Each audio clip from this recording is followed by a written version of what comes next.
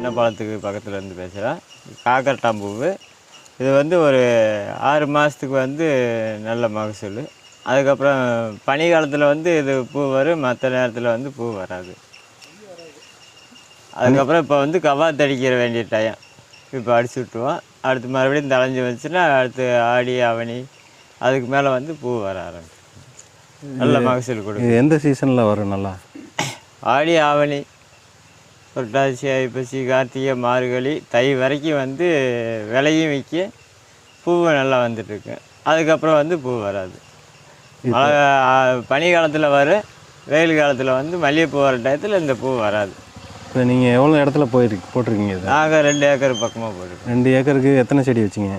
ஒரு தூருக்கு வந்து 7 நாற்றுலேருந்து 8 நாற்று வரைக்கும் வைக்குவாங்க. ஒரு தூர்லையே? ஒரு தூரில் நாற்று பூராமே நாங்கள் பிடுங்கித்தான் வைக்காது. தனியாக பயில் நாற்றுலாம் வாங்கி நடுறதில்ல. இதில் இடையில தளைஞ்சிருக்கிறதவே பிடுங்கி அப்படியே ஒரு 8 செடி 10 நாற்று அப்படின்னு வச்சு மொத்தமாக வச்சு நட்டுவிட்டு 6 அடிக்கு ஒரு இது போடுவோம். இப்போ தென்னை மரத்துக்கு உள்ளே நட்டுருக்கீங்களே, அது இதனால் நல்லா வருதா? அது தென்னை மரத்துக்குள்ளே அது ஒன்றும் இது இல்லை, நல்லா வருது. நல்லபடியாக நிழலுக்கு நல்லா வருது. நமக்கு பனி காலத்தில் மட்டும்தான் இருந்தது, மற்றதில் அது தண்ணி பாய்ச்சதெல்லாம் எப்படி பாய்ச்சது? தண்ணி பாய்ச்சறது எப்பயும் போல் 10 நாளைக்கு ஒருக்கா பாய்ச்சினாலே போதும். தண்ணிக்கு எதுக்கும் எந்த இதுவுமே இல்லை. இதுக்கு புழு பூச்சி இது மாதிரி தான் இருக்கும். அதுக்கு மருந்து அடிக்கணும்னா 10 நாள் 15 நாளைக்கு ஒருக்கா வந்து மருந்து அடிச்சுட்டு ஆகணும். இது என்ன ரேட்டு போயிட்டுருக்குங்க இன்னைக்கு? இன்னைக்கு ரேட்டுக்கு முகூர்த்த டைம்னா 450 500 போகும், 1500 வரைக்கும் போகும்.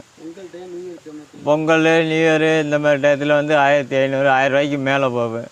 மற்ற நேரம் 40 ரூபாய்க்கு போனாலும் போனது தான். அதெல்லாம் பார்த்து எல்லாத்தையும் ஈவன் பண்ணி தான் நான் இது பண்ணுறது. இது எப்படி மொட்டை பறிப்பீங்களா? மொட்டா தானே அந்த மாதிரி இருக்கிறதுல வந்து இந்த பூவை இப்போ இன்றைக்கி பறிக்க வேண்டிய பூன்னு அது பூரா அடுத்த நாள் விட்டோம்னா மலர்ந்துடும். அது ஒரு வாரம் ஆனாலும் மறுபடியும் நம்ம கையில் பிடிங்கி கீழே போட்டால் போகும், மற்ற பூ மாதிரி உதிராது. அப்படியே செடியிலே தான் நிற்கும். அப்படியே நம்மளா பிடிங்கி போட்டுக்க வேண்டியது. மலர்ந்த பூ கீழே உதிரா, மலர்ந்த பூவை யூஸ் ஆகாதுன்னு அவ்வளோதான். அது அப்படியே காஞ்சி போய் இதாக அவ்வளோதான். இந்த செடி வச்சு எவ்வளோ நாள் ஆச்சுங்க? இப்போ இந்த செடி வச்சு ஒரு 4-5 வருஷம் இருக்கும்ண்ணா. 5 வருஷம். எவ்வளோ நாள் வரைக்கும் வருது?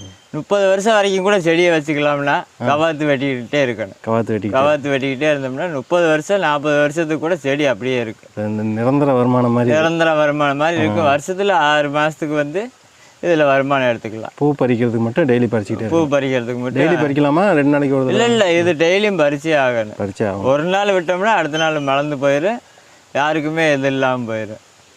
அவ்வளோதான். சரிங்கண்ணா, ரொம்ப நன்றி.